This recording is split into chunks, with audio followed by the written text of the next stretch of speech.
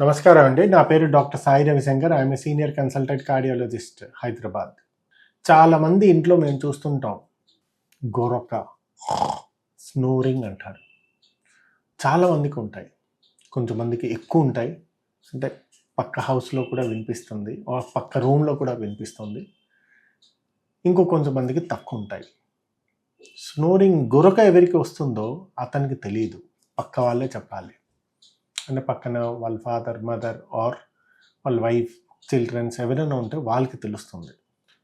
So గొరక ఉంటే ఏం బెనిఫిటా, లాసా?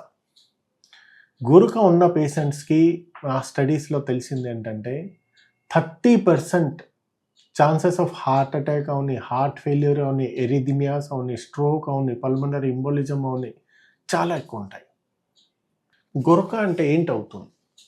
గొరక అంటే మధ్యరాత్రిలో గ్లాటిస్ ఏది ఉంటుందో అది క్లోజ్ అయిపోతుంది. క్లోజ్ అయిపోయిన తర్వాత ఒక 40 సెకండ్స్, 30 to 45 సెకండ్స్ దాకా క్లోజ్ అయిపోతుంది. మనిషి సడన్గా లేచి ఎయిర్ హంగర్ చేస్తారు.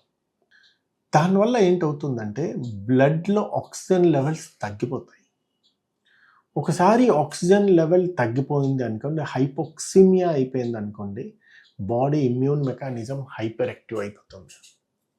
Inflammatory markers, reactive oxygen species, interleukin 6 ఇవన్నీ అండ్ హార్మోనల్ లెవెల్స్ అన్నీ సడన్గా రైజ్ అవుతుంది. ఎందుకంటే ఆక్సిజన్ లెవెల్ డౌన్ అయిపోతుంది. అని దానివల్ల ఏంటవుతుంది, పేషెంట్స్కి BP, sugar, cholesterol, endothelial dysfunction, heart attack, heart failure, arterial fibrillation, సడన్గా హార్ట్ రేట్ ఎక్కువైపోయి వెంట్రికులర్ టెకికార్డియా, ఎరిథిమియాస్ ఏదైనా కూడా అవ్వచ్చు. ఇట్లాంటి పేషెంట్లో కూడా సడన్ కార్డియక్ డెత్ కూడా అవ్వచ్చు. సో గొరక ఎవరి పేషెంట్కి, మీ ఇంట్లో ఎవరికైనా గొరక ఉన్నది అనుకోండి, ఇమ్మీడియట్గా ఒక డాక్టర్కి చూపెట్టండి. డాక్టర్ ఏం చేస్తారు, ఒక స్లిప్ టెస్ట్ అని, పొలిథెరోమోగ్రఫీ టెస్ట్, స్లిప్ టెస్ట్ అని చేస్తారు. ఆ స్లిప్ టెస్ట్లో నార్మల్గా <5 ఉండాలి. 5 to AHI, apnea hypopnea index ఏది ఉన్నదో అది స్కోర్ ఒకటి ఉంటుంది.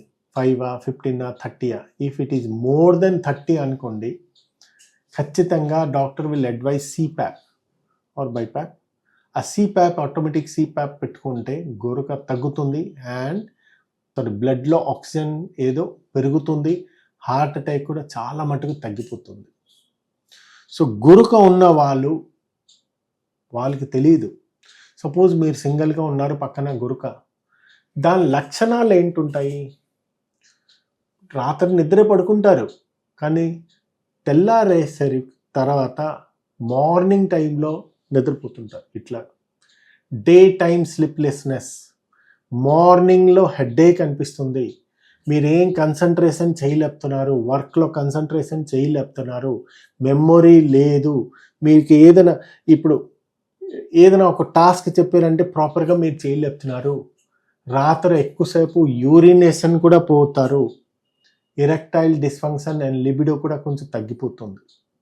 ఇవన్నీ లక్షణాలు మెయిన్లీ గొరక వల్ల రావచ్చు. ఈ గొరక ఎవరికి వస్తుంది? చాలామంది ఒబేసిటీ ఉంటారు, చాలా లావుగా ఉంటారు, BMI more than 27, ఒబేస్, వాళ్ళకి వస్తాయి. స్మోకింగ్ చేసిన వాళ్ళకి వస్తాయి, బీపీ ఉన్న వాళ్ళకి వస్తాయి. నెక్ చాలా పెద్దది అనుకోండి, ప్రాపర్ అది కూడా వస్తాయి. ఆర్ మలంపెట్టి స్కోర్ అని ఒకటి ఉంటుంది, దాంట్లో అది more than 3 ఉంటే వస్తుంది.